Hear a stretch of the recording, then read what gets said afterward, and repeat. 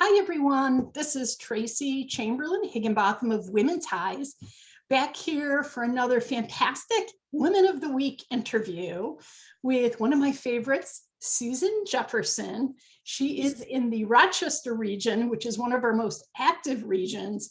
And I met Susan quite a while ago, and she has been just a very active member. She's done a lot of collaborative events and projects with some of the other women in the Rochester area. She is the founder of Tech Creative Web Design and Consulting. And I'm going to tell you one of the reasons I love her so much is that my initials are actually Tech, T-E-C-H. So, and I wore purple because her logo, her Tech Creative logo has a lot of purple in it. So she's going to talk a little bit about what she's doing in her business now, or in her entrepreneurial endeavors, because like many women entrepreneurs, we sort of maybe start out with just, one business in mind, and we might add a division, or we may add another business. We change over our business career. So I'm really thrilled to have her here. So welcome, Susan. Thank you for joining me. Hi, Tracy. It's great to be here. Yeah, fantastic. Well, I wanted to start off by you just explaining, because this is how I met you. How did you start Tech Creative Web Design and Consulting, and how long have you had that? Just so people know kind of where your logical part of your mind is, because then we'll talk about the creative side in a minute. Yeah, I've had Tech Creative Web Design and Consulting for more than 10 years. And it sort of started out, just kind of fell into it. Things kind of start sometimes. I didn't really have web design training, if you will, but I've had a technology background for a lot of years. Mm-hmm. And when the internet first started, I was always interested in what was coming and being involved in that. So when I had the opportunity to start to build websites, I just jumped on it. And what I really love about web design and development is that I get to use both my technical skills mm-hmm. and my creative skills. And hence the name. And I think early on when I started the business, I did have a client say to me, you're a perfect blend of technical and creative. You really can understand the technical part, but you also have that creative eye and that design eye to help make something look good as well as function.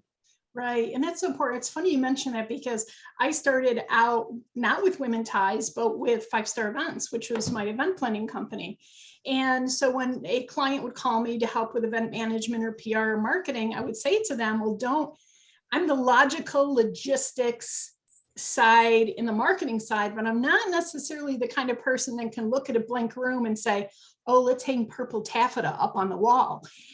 But I had my own creative eye, and I could agree to what clients wanted or people suggested. So it's really interesting. You and I are similar in some of that way, that, there is an organizational, logical side to us, but there's also a creative. And if there are mm-hmm. women listening, you should probably try to activate both sides if you can.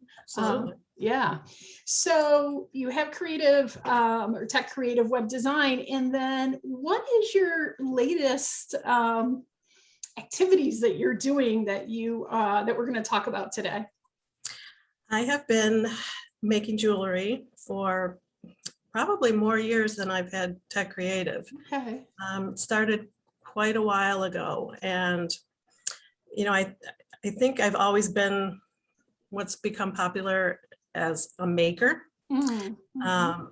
So that's something that I have been doing for a long time. I think back on my childhood, and I've always been making something or building something mm-hmm. or inventing something. And it was fun for me to take things I had around the house, or got at the craft store and make something completely new out of them. So it seemed kind of natural many years ago when I was looking for jewelry to match my outfits, and I couldn't find the right colors, that I started to make it for myself. Really? That's interesting. So, yeah, started out really small, just stringing beads on stretchy cord. Mm-hmm. But then, things blossom and you start exploring different techniques. And I really enjoyed just learning new things, new techniques. Some of the things that I learned about bead stitching and bead crochet, which is one of my very, very favorite techniques. Interesting.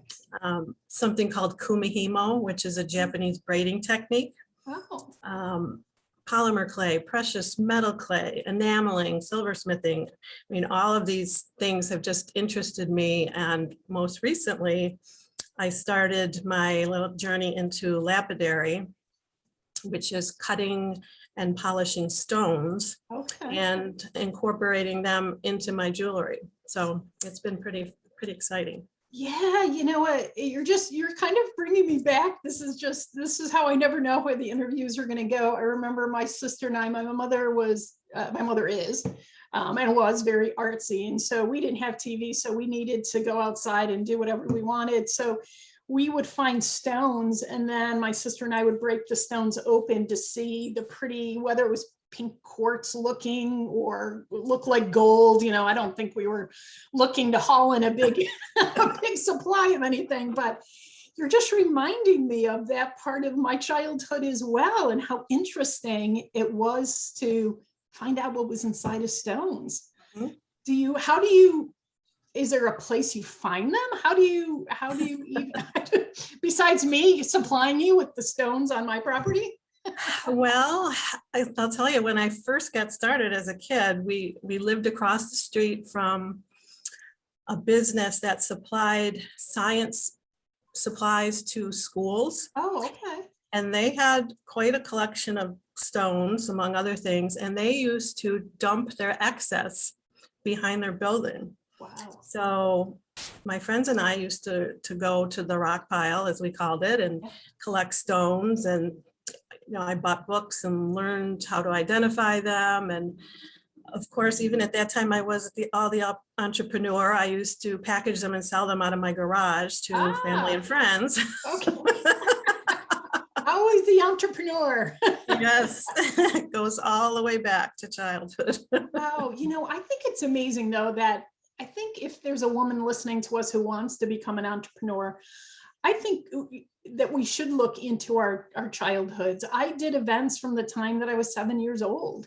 And my course of my career was in event planning in colleges until I started an event planning company. And then really Women Ties is planning events for women entrepreneurs to get together. So I think that we have more of our natural selves in what we did and what we had interest in as children.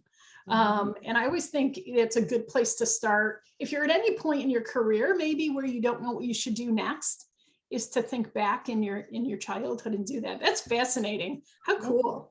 Didn't know that about you until you started producing this beautiful jewelry. How do you, because I tend to be a little bit more logical minded, how do you come up with your designs for your jewelry? Do you have like a set kind of designs that you use all the time? Are you inspired by nature? Are you inspired by something else that you see that somebody's wearing or has produced? How are you motivated to design differently? Well, I think everybody has a certain style. And I think of myself mainly as kind of a classic style, pretty timeless. I'm not really that much into trends, but I do find that some of that does play into my jewelry.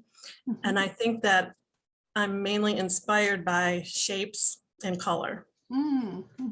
Sometimes I'll see a shape, and it can really be anything, a leaf, something I see on Instagram, a picture, even another piece of jewelry that I just like the shape.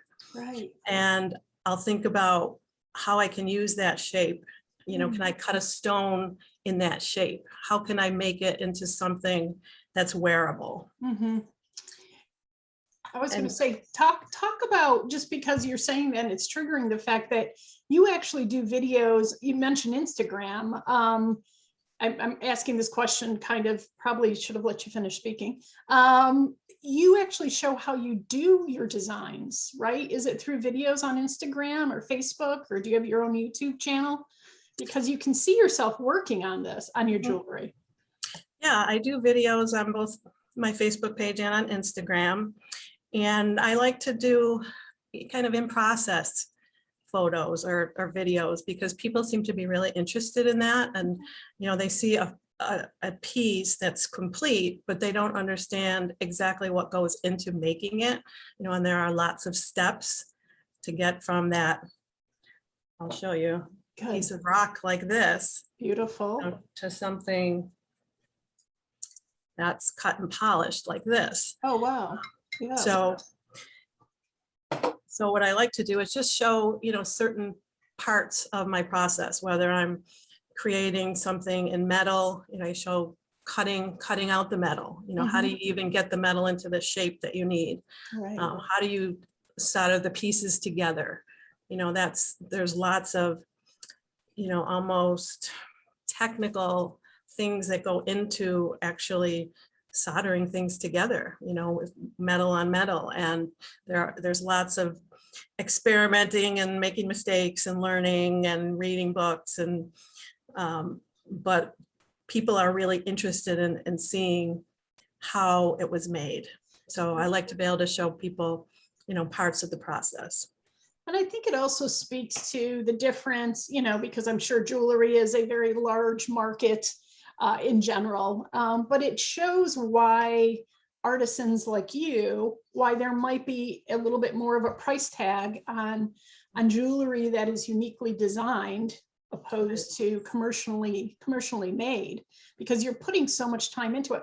Like on average, is there a certain time, you have a ring right there that you can show?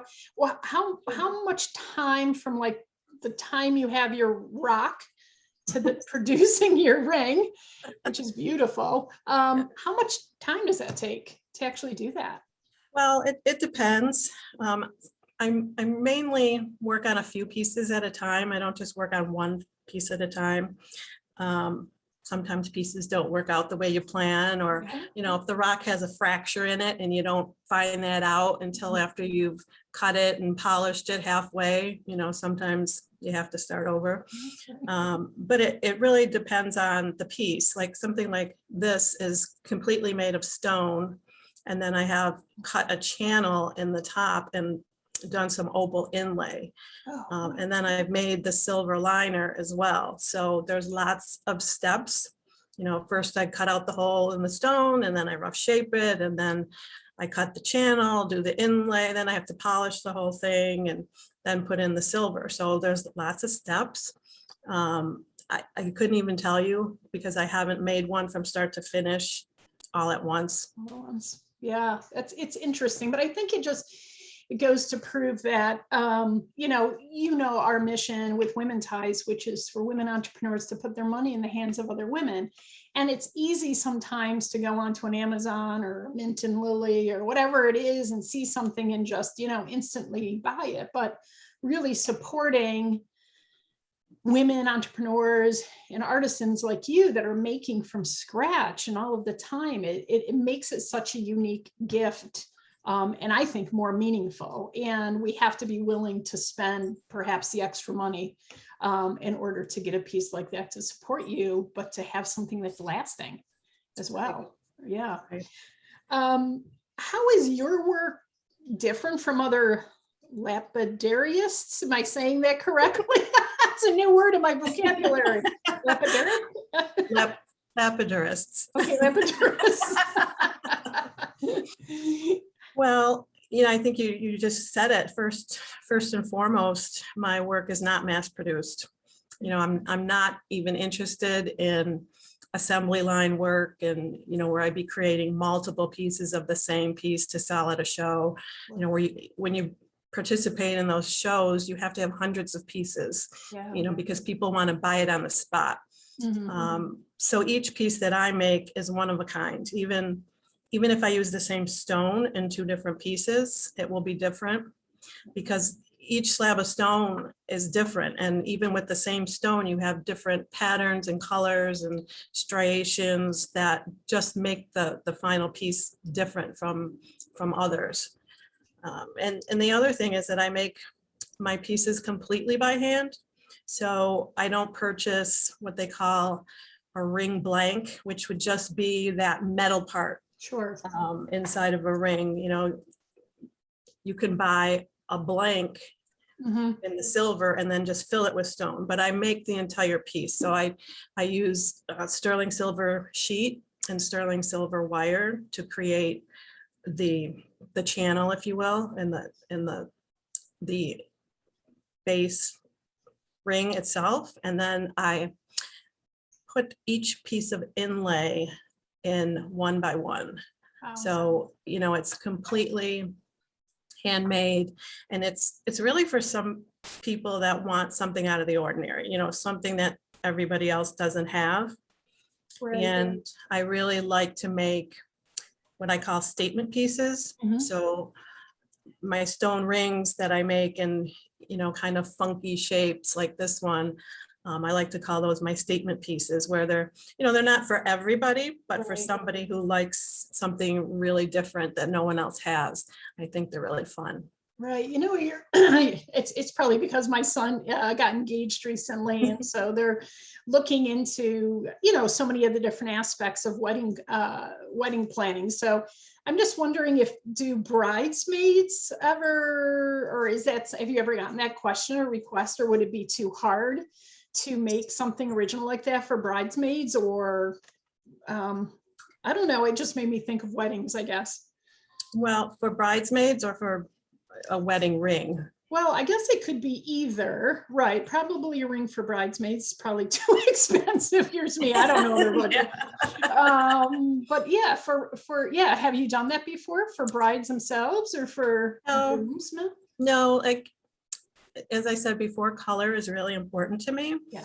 And I don't make anything that is just metal. And I Mhm. think, brides today may be into more of the traditional diamond ring, with gold, and I certainly don't work with gold, but Right. I think those are a little bit more traditional, and I like to incorporate color and Mhm. more fun. So if I wanted my sons and husband, because I've talked to you before about this, that I want to, because of women ties, I'm very into pink.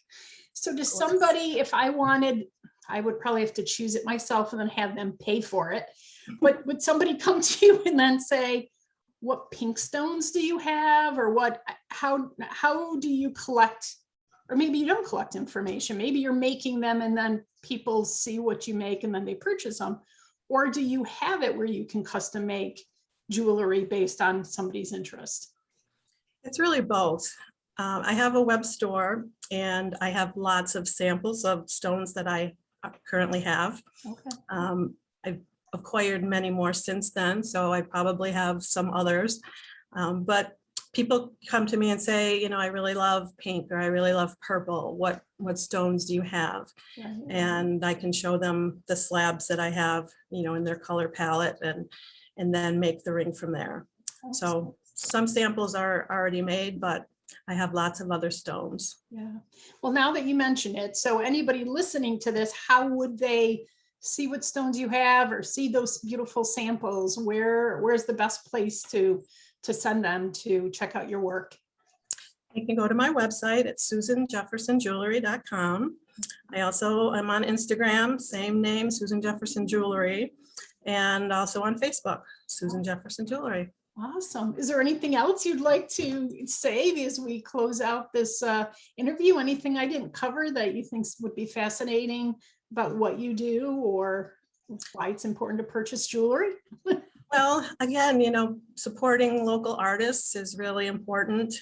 And there's a lot of things that go on during, holiday time to support local artists. And I think that's really important. And, another aspect is being part of Women Ties. And that's really how I kind of reignited my love of rocks, as I met another member who is a lapidarist, and we chatted and found out how much we had in common. And that's really, I think, kind of the impetus to get me going again and get me interested and start thinking more about, okay, what can I do with rocks? What can I make? So I think that's been a really fun component to know that I got started again because of Women Ties. Oh, well, I love that. I know that you're who you're speaking of, and Recently, she brought some raw stones to one of the events so that people could really see what they're like. And I guess, more advanced than my childhood of just, knocking on rocks to open them up to see what there is inside. But this has been fascinating, and I really appreciate the time that you've spent with us today. So I'm just going to end by saying that I hope that you will follow our advice during this upcoming holiday season and purchase from women entrepreneurs, and especially check out Susan Jefferson Designs. And I will put a link to her website under the YouTube video so that you can check it out yourself and support as many women as you can. And thank you, Susan, for your time today. And Thanks, Tracy. It was fun. back. Yeah, I'm glad. I'm so happy to see you. So these interviews are just like having a cup of coffee and having a great conversation. So we'll be back with another interview in a week or so. So until then, support your local and regional or state or international women entrepreneurs. Thanks. Have a great day.